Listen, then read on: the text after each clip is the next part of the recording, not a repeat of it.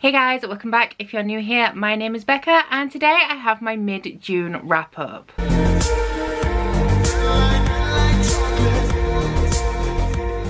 So you know the drill by now. I've been doing these for a few months now. Essentially, I don't often do single book reviews and I do like to talk about the books that I've read in quite a bit of detail. So in the case of me reading a reasonable amount of books each month, I have been doing a mid-month wrap-up. Now these wrap-ups do not contain any of my reading stats. They will all come in my end-of-month wrap-up. But in the month of June, I have already read 6 books. By the day that you're watching this, I will have finished 2 more and I'm also in the middle of 2 others. So June is going spectacularly well and because of that we're going to have a lot of books to review this month. So let's get started with the first 6. So the first book that I finished in June is There's Someone Inside Your House by Stephanie Perkins. This was my second Bookopoly roll of the month, which was to read a mystery slash thriller, and this is a young adult slasher horror book. So it is very similar to movies like Scream and I Know What You Did Last Summer, and I actually really enjoyed this. I gave it 4 stars. Now prior to reading this myself, I had heard very mixed reviews about this. I heard that it was kind of average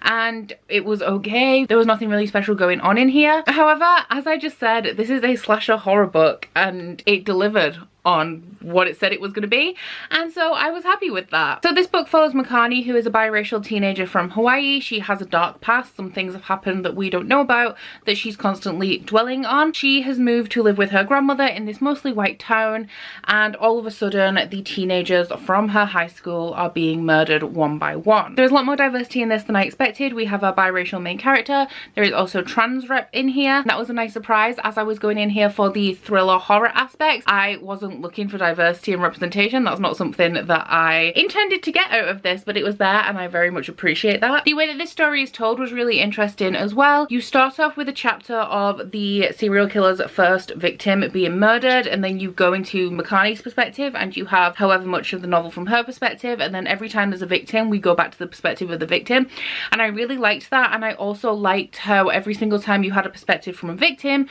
you learned a little bit more about the serial killer, because each person would notice something different. There were definitely some creepy moments in here which I didn't expect. I'm not really familiar with the horror genre, so it was definitely a lot creepier than I expected. It was nothing like terrifying, but it just, like, you know, gave me a little shiver, and I definitely appreciated that. The only thing that I didn't like about this is that I feel like the reveal of who the killer was came quite early in the book. This is only a short book to start off with, but I thought that the reveal would be at the end, kind of as the serial killer is caught, as we find in a lot of horror movies. However, you do find out reasonably early on, like it is a reveal, but it's just not as late in the book as I would have expected, and I was a little bit upset about that because, like I said, you find out a little bit more about the serial killer with each victim that he selects, and I was having fun trying to piece together who it may be from the cast of characters that we had already been introduced to. But overall, if you have been wanting to read this, I would definitely recommend it.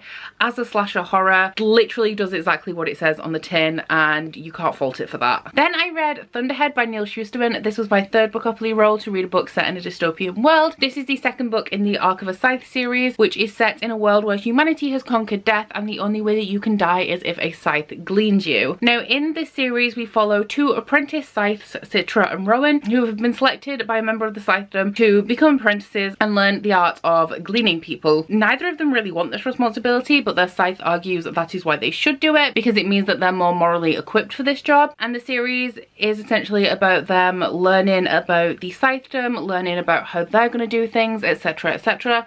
Obviously we have plot twists and Thunderhead is not necessarily about those things. Aside from the absolutely fantastic world building in this series, something I really like about it is the grey morality. We kind of explore 2 different paths in this series. The 2nd book definitely expands on this as well. We have a path of traditional good and somebody who's trying to do things right, and then we also have a chaotic good path where somebody is technically doing the right thing but in a very vigilante manner, and I definitely enjoyed exploring those 2 opposing dynamics. In these books, at the beginning of every chapter you get a sample of media, I would say. In the first book it is journal entries, because every scythe has to keep a journal, so it is the journal entries of the senior scythes and then how they feel about what they have to do. In this it is the perspective of the Thunderhead. Now I love the Thunderhead. The Thunderhead in this world is an enormous artificial intelligence that stores the whole knowledge of humanity.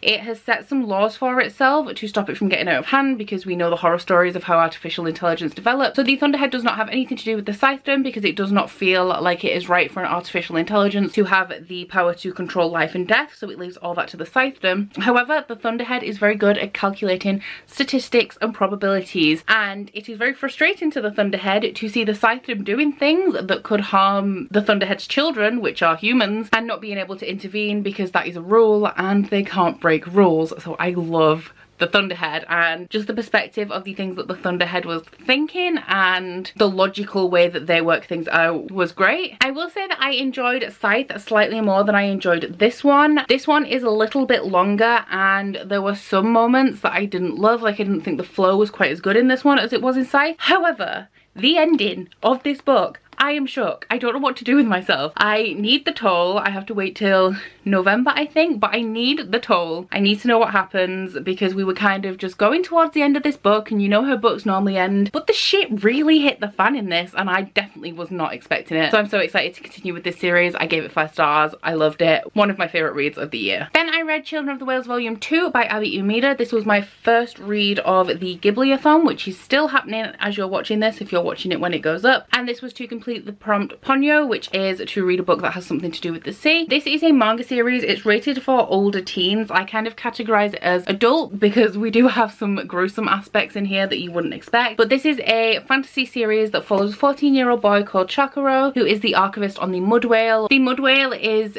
a island that's floating along in the sea of sand. The mud whale has existed for 93 years, but nobody knows why they're there apart from the committee of elders. Chakuro has hypographia, which I believe is the compulsion to record absolutely everything. He's an archivist, so he wants to write absolutely everything down in case the knowledge is useful. Now, I can't tell you anything about volume 2 in this specifically because while I normally give like a little hint at what direction the sequels of things kind of go in, I can't do it with this series because something really big happens at the end of volume 1 that completely throws the trajectory of where the series is going. But I do really like this series. I gave volume 2 5 stars. As well as everything else going on here, there is also a magic system that is controlled by emotions.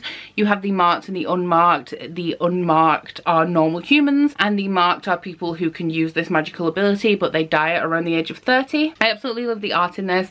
I love the storyline. I'm quite attached to a few of the characters. I particularly like this girl who is the first human that they ever encounter that is not from the mud whale. And I also love the added aspects of brutality and gore and gruesomeness that you have in here that I definitely did not expect when I went into the first volume. So do not be fooled by the pastels and by the really pretty art style, and also by the way that the series starts off as a heartwarming, like cutesy little fantasy. It gets real brutal and it gets real dark, but definitely would recommend this series. Then I read an ebook on script, and that was Howl's Moving Castle by Diana Wynne Jones. Now in my Ghibli-a-thon at TBR, I said that I thought this was a children's book and Goodreads said that it's a young adult, and Goodreads does say that, and Goodreads is so damn wrong. This is a children's book. So I really don't know what the reviewers on Goodreads were doing when they shelved it as young adult, but I can tell you 100% that it is not. So for Ghibli-a-thon, this was the group book. Howl's Moving Castle is a very popular Ghibli film. I would say in popularity it is second only to Spirited Away. But Howl's Moving Castle follows a young girl called Sophie who is the eldest of 3 children, and because of this she thinks that she will never amount to anything. The story starts where her father has died and her not evil stepmother can't afford to send them all to school anymore, so she sends them off to apprenticeships. The youngest one apprentices under a witch, the middle child goes to a bakery,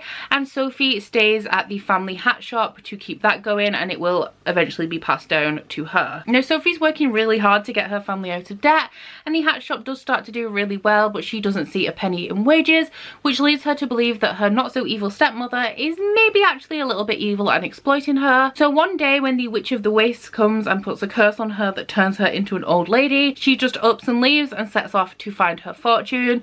And while she is doing that, she encounters Howl's Moving Castle, which is this huge castle-like structure that is rolling around the outskirts of the town that Sophie's from, and it is owned by the wicked wizard Howl. So I gave this 5 stars and I absolutely adored this story. I did not expect to, but while this is a children's book, I do think that it has a lot of things that young adults and adults will both really enjoy. There's a lot of sass in here, there's a lot of sarcasm, there's also some reversals of classic fairy tale tropes that I really like. For example, we have the thing with the not so evil stepmother. There is also a joke that having a stepmother would make the elder 2 sisters ugly stepsisters, like in Cinderella, but they're not ugly stepsisters because the stepmother is not so evil. Off the top of my head, I can also remember that there is references to the Wizard of Oz and the Knights of the Round Table. There are definitely more that I can't remember right now, but I did like how it picked on these fairy tale tropes and dropped them in there, and I do think that that is an aspect that not all children would recognize, because even though they may have heard these fairy tales, like, you don't necessarily pick up on little nods and things like that when you're a kid. I also loved the way that this was written. It was very whimsical. For example, when the Witch of the Waste comes and curses Sophie,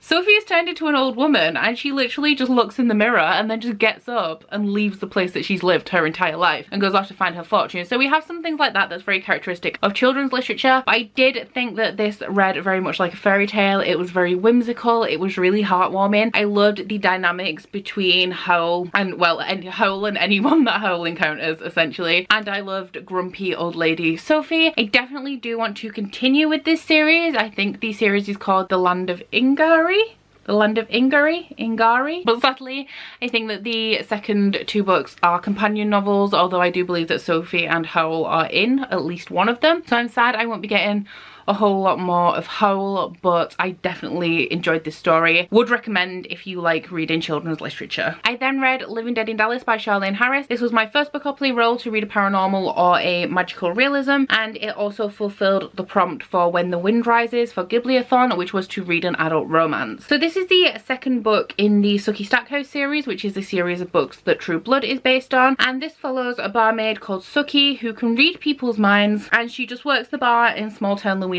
This is a world where vampires are out, so people know that vampires exist, but they think that vampires are diseased humans whose aging has been severely slowed down and have a severe allergy to sunlight. Don't know why people believe that, but they do. One day a vampire walks into the bar where Sookie works and she can't hear his thoughts, so she finds him extremely desirable, and the story just goes from there. This is an adult paranormal romance. There's a little bit of smut. I feel like there was more smut in the first book than there was in this. I was very disappointed on the smut front with this one. And it is also a cozy mystery. The 2 books that I've read, there's like a series of murders. The vampires are normally blamed because they're easy scapegoats, and Sookie, Bill and Eric try to solve the crimes. So I did enjoy this a lot more than I enjoyed the first one. I gave the first one 2 stars. It was just not good. It was not good. This one I gave 3 stars. There are definitely some problems with this series. It doesn't stand up to the test of the time in the way that members of the LGBT community and also POCs are treated in this series. However, it was released in maybe the early 2000s, and I also believe that some of the way that this is written and how those characters are treated is supposed to be reflective of small town America in the Deep South. I can't say for sure because I have no experience with the Deep South in the US. There are also plot conveniences. Sookie sometimes radiates a whole lot of dumb bitch energy. I don't particularly like Bill, but I do really like Eric. So yeah, solid 3 stars. I definitely enjoyed it a lot more than I enjoyed the first one. I did think that it was really compelling. I had fun while reading it. I just think writing wise and plot development and character development, etc., it's not great, but then books like this often aren't supposed to be. The way that I feel about them is they're kind of episodic, and reading such big series like this is kind of like watching episodes of a TV show. They're not meant to be taken too seriously, but I gave this one 3 stars and I did enjoy it. And then lastly, I'm going to introduce you to my favourite book of the year so far, and that is Orange by Ichigo Takano. Guys, so first up, I read this for Ghibli-a-thon. This was for the Grave of the Fireflies challenge to read a sad book, and volume 1 wasn't sad necessarily, but I was deep in my feels the entire time I was reading this. So if you don't know, Orange is a manga series. It has been bound up into 2 chunky volumes. So this is the complete collection, volume 1. There are only 2 volumes. I Amazon Primed myself the 2nd volume last night, so I'm ready to continue and complete the series already. And How do I talk about the plot of this? Okay, so this follows a group of friends, but specifically one girl who receives a letter from herself 10 years in the future telling her that if she does not do something, a boy who is transferring to her class is not going to be around in the future. This letter is more of a series of letters. Every day is dated and it has like a list of things that are going to happen that day, and then it has a little symbol and it says the things that our main character's future self would like her to change, and it gives her hints as to what's going to happen in the life of the friend that they're going to lose that can help them to save him. The friendship dynamics in this were absolutely beautiful. I love this friendship group. I'm not very good at pronouncing their names, but Sua is my favorite. It's this guy here. Honestly, that guy has my heart. He is a absolutely beautiful human being. So this is like, it's a contemporary, it has science fiction aspects, but it definitely reads like a contemporary, and I used this as the prompt for ghibli-a-thon to read a sad book, and this definitely has a sad undertone going all the way through it because we are following our main character as she's trying to save somebody's life, and she's kind of going through every day knowing that there's little changes that she has to make to stop her friend from dying. Aside from that like sad undertone, this is just so sweet and it's so beautiful. It is this epic romance. There's a love triangle, but it is the most perfect way possible that you could have a love triangle in a story, and I absolutely adored it. I was deep in my feels right from the beginning of this. I felt everything. Our main character is very shy, she's very sweet, she's very nervous about everything. People will be sending her obvious signs, like people will say something to her directly and she'll think that they've been mistaken or something. She is so shy and so sweet, and she is everything that would normally irritate me, but I love her so much. I want to look after her. She's just so adorable. Kakuru is also a sweet little cinnamon roll. I love him. Like I said, I love Sua. I love everything about this, guys, and I can't articulate it. I just want to make like wild noises about how much I love this. I absolutely adored it. While I do absolutely adore this, I gave it 5 stars. It is definitely my favorite book of the year. The art style is absolutely stunning, as well as the storyline being just so beautiful and moving and touching.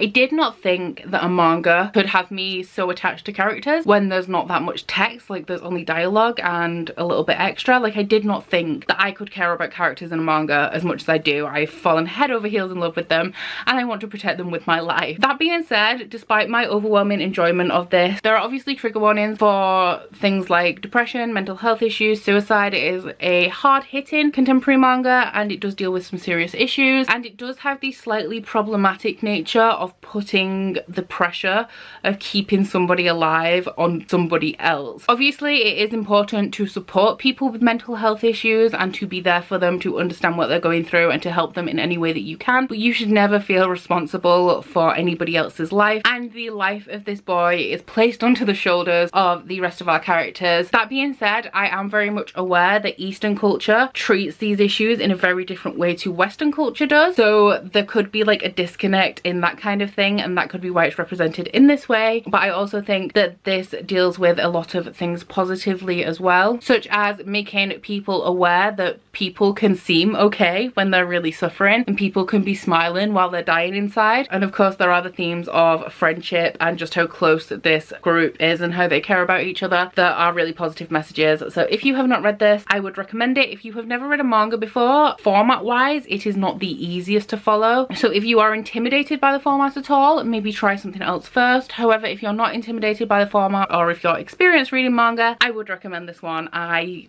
adore it. So those are all the books that I have finished so far in June. Like I said, I am currently working on a few more. June has been a great reading month for me, and I think it's because in my Bookopoly I said I wanted to read more fast-paced reads, and I'm just having a lot more fun with reading at the minute. Please let me know how your June is going, and also let me know if you have read any of these. Please also don't forget to like this video if you liked it and subscribe if you want to. If you head into my description box, you'll find a link to my Goodreads, Instagram, Twitter if you'd like to follow me on any of those, as well as a link to my Bookish body water and candle website, the Instagram for that, and a 10% off discount code. That's it from me today, guys. Bye! Oh, you bite your friend like chocolate. You say you will go where nobody knows, with guns hidden under our petticoats. We're never gonna quit it, no, we're never gonna quit it, no.